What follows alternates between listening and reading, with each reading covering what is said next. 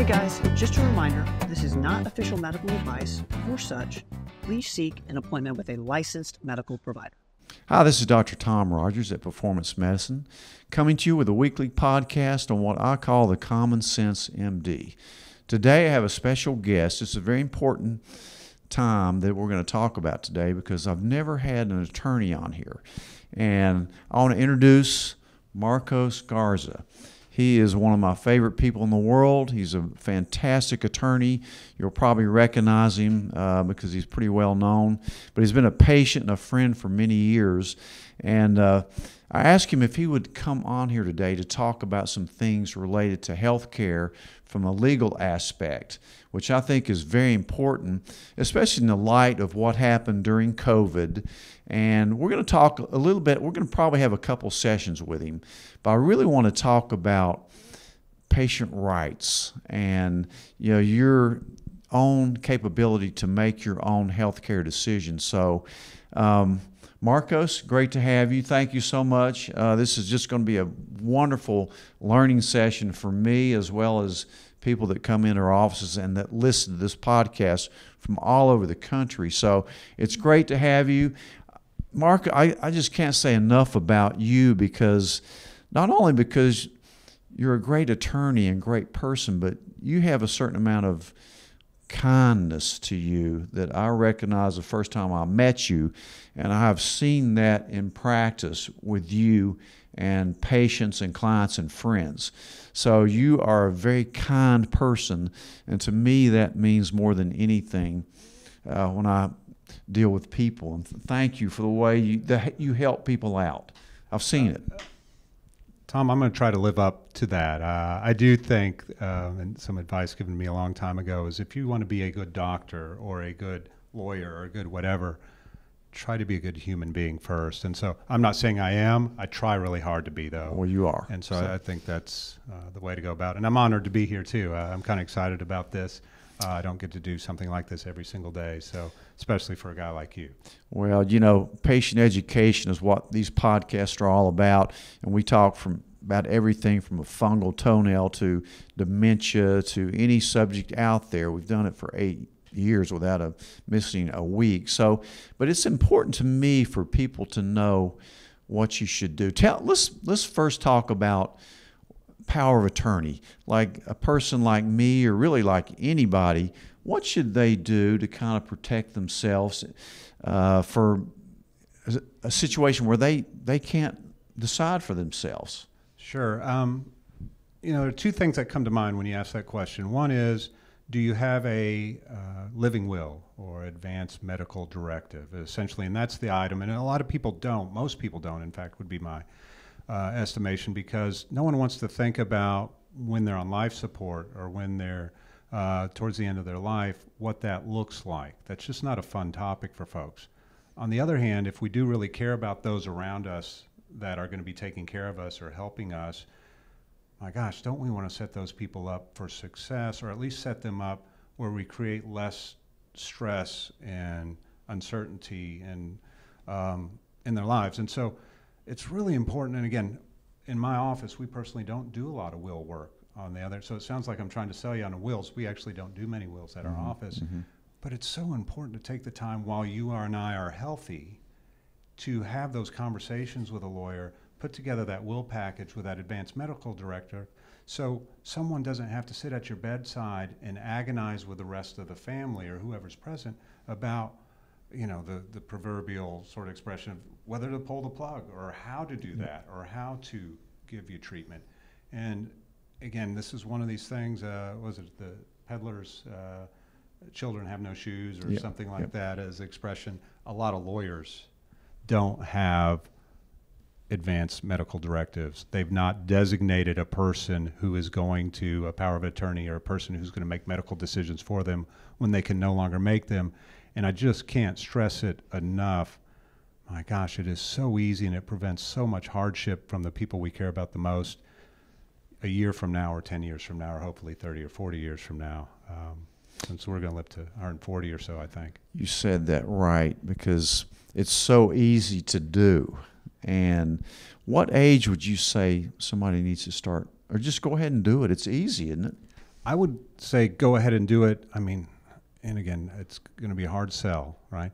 You could really do this in your 20s and it doesn't hurt at all, right? It doesn't cause you any pain or hardship. Yeah. Hopefully we're all going to be, extremely healthy throughout our 20s and 30s and 40s.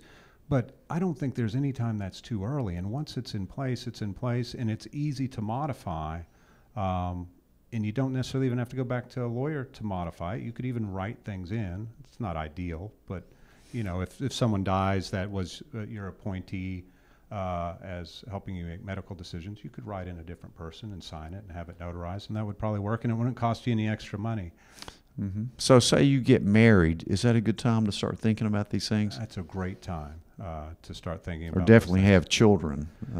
Absolutely. No, I think that might be for me, that was kind of the jump start for us. I should have had one well in advance. I certainly had access to people who would be willing to do it for me.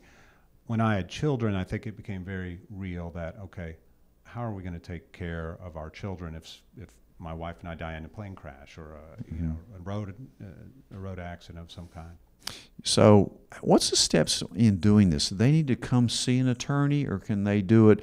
I know nowadays you can do everything online. Where should you keep this document? Should you see an attorney to sign it? What's the best way to do this? The best way is to go into an attorney's office and get an attorney. And again, I don't have much vested in this. I do a handful of wills for close friends and family who have maybe less assets, perhaps. The more complicated stuff I leave to the people who do it every day. To answer your question, though, I would go see an attorney and have a conversation.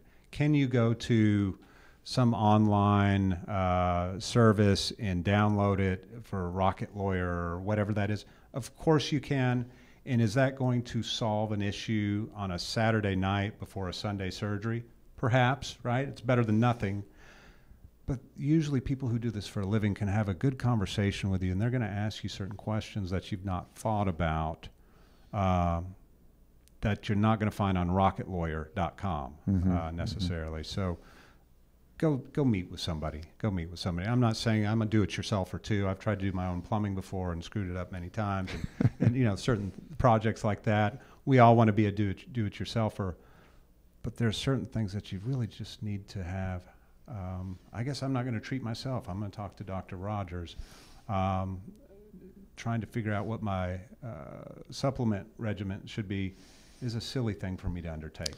Yeah. Same with a living will, same with advanced directive, same with a power of an attorney and what that should look like and shouldn't look like. So those are the big three that you need to think about. And you can go into an attorney's office and wipe it out all at one time, right? Absolutely. Most attorneys have what is called a kind of a will package. Okay. And so they'll do a will for you, which can be very complicated, very simple, depending on your assets.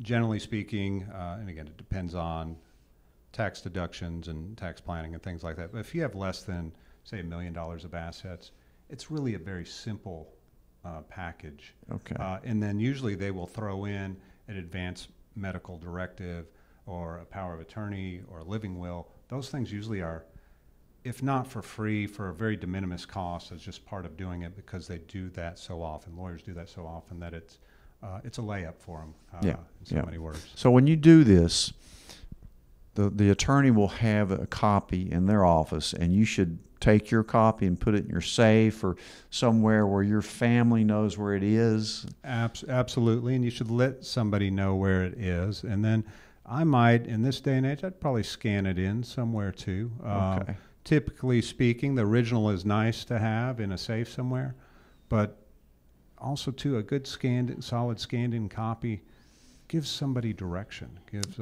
usually there aren't many will contests so much because it's a scanned copy versus the original. That usually comes down the road when people are upset about how much of a share they or their children got. So. It's definitely something that I'm a baby boomer. Definitely something us baby boomers ought to think about and have ready and talk with our kids about, our wives. This is where it's at in case something happens. This is where you go. So because when say I got hospitalized in an emergency and my family's there and they're wondering what what should we do? If you don't talk this out beforehand, there's going to be a lot of pressure on them. Absolutely. And pressure at one of the most difficult times in everyone's lives. I mean, the uncertainty of your medical future or your health, you throw that in, and then you add this another layer of uncertainty. You know, actually, you would probably agree with this. In my experience, people handle good news well. People actually are pretty good at handling bad news. Like I think human beings are made to we start to adapt and overcome whatever that bad news is. It's the uncertainty that just eats all of us alive. Right? Exactly. And people have different opinions. Like siblings, they may have different opinions on what to do with dad. That's right. And so you generate this extra, not only do you have the uncertainty of the medical treatment, you've got this uncertainty, this whole other layer of who's going to win out in this discussion about what we think should happen to dad. And that is just it's a hateful thing to do to your family, right? So I guess when you say, the thing is, should we start talking about it? You must start talking about it. And you must start talking about it now, because now you're in your right mind. I mean, it could be debatable for me, right? Depending if you ask my wife. But seriously, right now is the perfect time for me to talk about these things that aren't that much fun to talk about. But what usually happens, that I see so often, is people get to that point where, and I'm sure you've seen this too, Tom, where they get to that point where they can kind of make good decisions. They have certain good days. They have bad days when it comes to cognition, folks who are getting a little older. And having a good conversation with someone who's having their good and bad days, you don't really know whether you're getting, the true essence of what they want in their life. Also, too, they're dealing with confusion sometimes when we're talking about people who are suffering from, frontal lobe dementia, maybe the early signs of that, or early signs of Alzheimer's, or early signs of maybe just getting old, right? And those conversations become really hard, because often you're having those conversations with someone who's confused a little bit already feeling uncertain. And then you add this uncertainty about talking about death, which is terrifying to someone. Yeah. It's less scary to you and me because we're really healthy right now. It's not fun to talk about, but we're really healthy now, so it's a much more comfortable conversation. You have somebody who's having good and bad days and you're trying to have that conversation, good luck. And then the other thing is, I'm sorry, I can go on and on about the other thing about that. Not only is it more painful for that person, but the other risk is whatever decision that person makes with you is now assaultable. It's open to attack when, 6 days from now, 6 weeks from now, or 6 years from now, that person really is on their deathbed, so to speak. Somebody can go back and say, well, back when Ben Rogers had that conversation with his dad, Tom was having good days and he's having bad days. And so I don't know, when he made that decision, I don't know if that was the right decision. And so Ben's brother all of a sudden decides that he should attack the will because he doesn't agree with what Ben wants to do and what he says that you wanted to do, because Tom wasn't having good. I don't know if he's having a good or a bad day, or he's in his right mind that day he made that decision. That is such a great point that you just brought up with this. And I really haven't thought about this much, but, I'm seeing so much dementia in our population. I mean, it's unbelievable. And of course, people are living longer. They're much more unhealthy than they used to be. So we're really living longer, but we're living more unhealthy. That's one reason I do my practice, to keep your brain thinking right, not just your body, but your brain is the most important thing. So that's a very, very good point. So what if you're already in your later ages and you're just now doing this? People could challenge that, couldn't they? They could. They couldn't. And that doesn't mean you shouldn't do it, right? Of course. But the older you get, the more assailable that becomes. So if you really want what's going to happen to you to happen the way you want it, do it as early as you can, because the older you become, the more assailable or attackable those decisions and documents become. And again, I hope I don't sound like the sky's falling. I'm not saying this happens all the time, but let's have the conversation early, because we got to have it anyway. And the advantage or the extra bonus is the earlier you have it, the more likely that what you want to happen actually happens. That is such a great point. You know, I have a will. My brother's an attorney, now a judge, but I need to go back and look at that because I'm not sure it includes the power of attorney. There's three big things, right? Yes.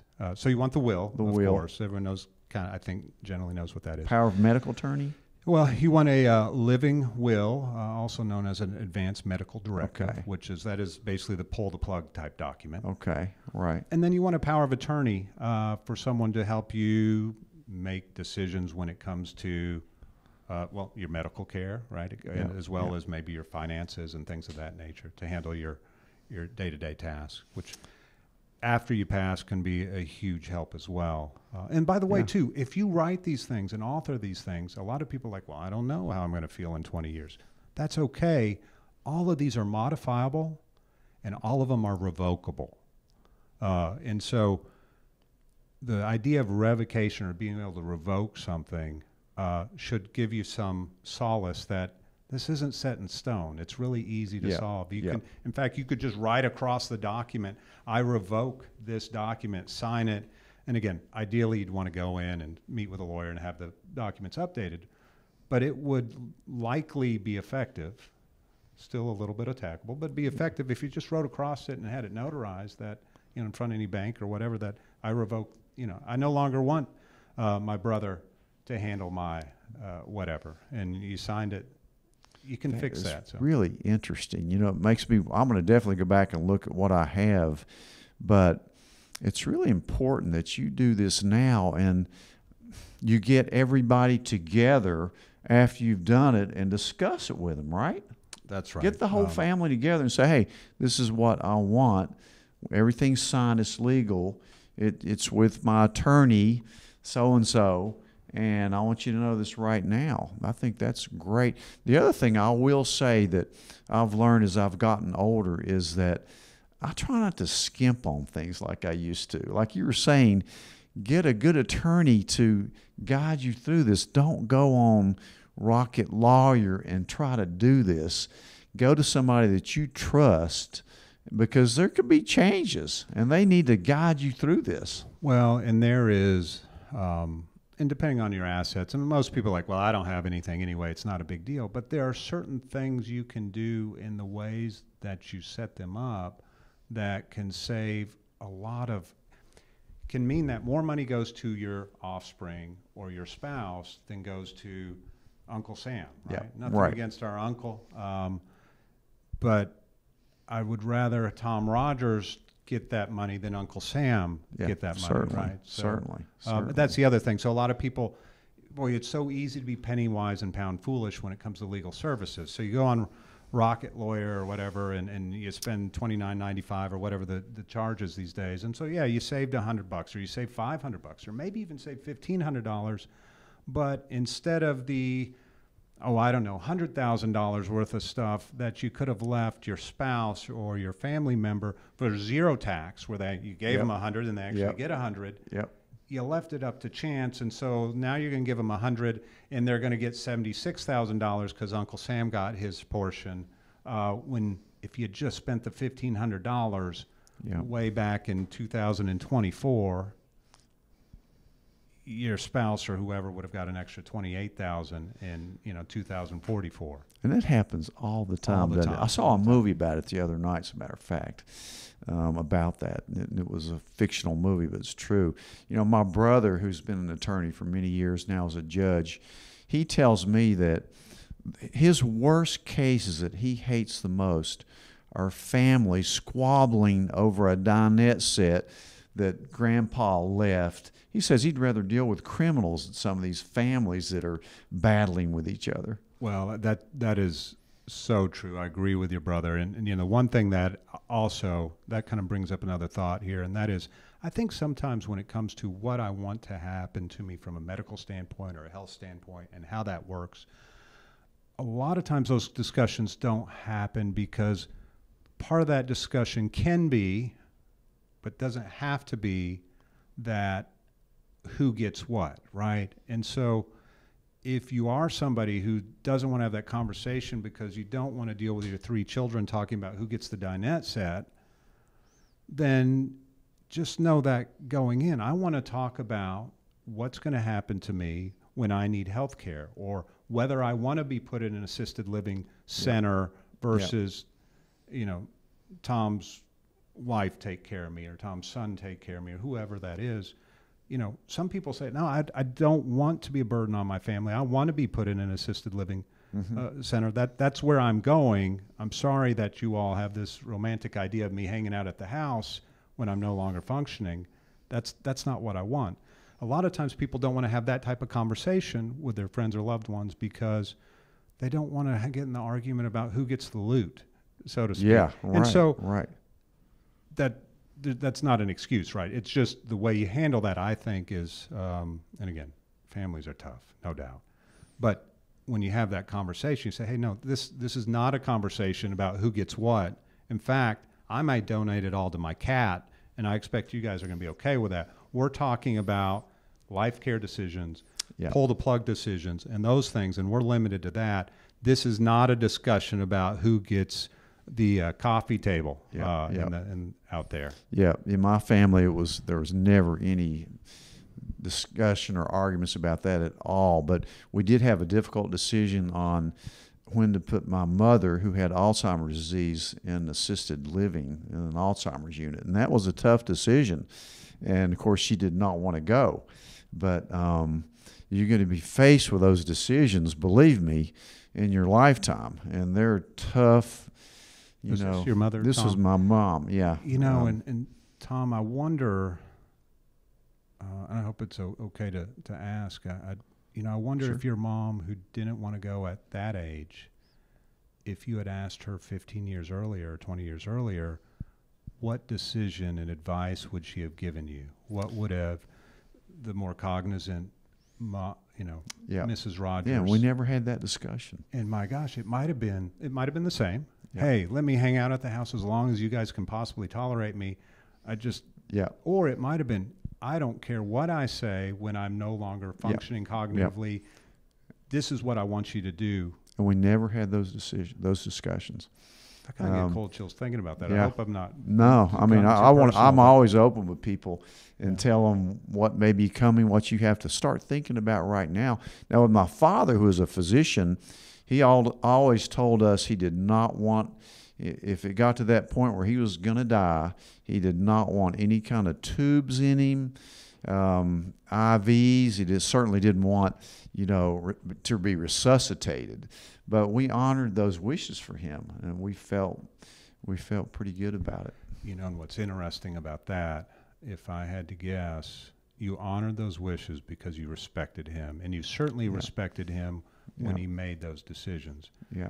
At the time, and again, it's not always cognitive decline that we all pass away from, of course, but if it's a scenario like that, which seems to be more and more prevalent, you may not respect, as sad as that is, your 98-year-old father, but you did respect the 70-year-old version of him. And again, not that you still don't have the same amount of love, but you don't necessarily have respect for their decision-making abilities, probably for good reason.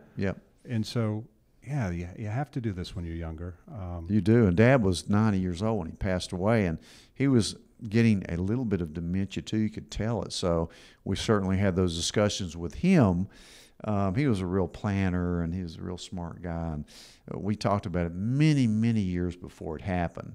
Now, with Mom, we really didn't, which we should have, because that was much more difficult to deal with than Dad's passing, because it was a year in a nursing home for people with dementia. So that was a tough one, and she did not want to go in there. So now, Tom, how many children we had four boys. Okay. We had four. So let's imagine a scenario where your father wasn't the planner that he was, and didn't have those items in place and those decisions in place. What do you think the chances all four of his sons would have agreed on what should happen and the way it should happen? Well, I was just very lucky with my family. I kind of grew up in the Beaver Cleaver family. We're all very similar. So it was easy for us, but in the typical family, I think there'd be a lot of varying opinions, don't you? Yeah, I think so. I think it'd be more likely that would struggle to agree. Yeah. Yeah. This has been such a good discussion on this. And, it really is thought-provoking to me. And I really hope that you'll think about this and you'll see an attorney that really can guide you with this. Please do not skimp out on this or ignore it right now, because this is very important, and every one of us is going to be faced with it. And I'm certainly going to sit down and look at my stuff, and I'm going to have a very honest talk with my kids this week. So, Marcos, thank you so much. I know we veered into a lot of stuff, but we're going to do another little podcast next week on patient rights. So thank you so much for this. This has been very helpful for me. Well, I'm going to go review my stuff too, so it needs to be updated as well. Think about it. Thank you. We'll see you guys next week. Thank you. Thanks, Tom.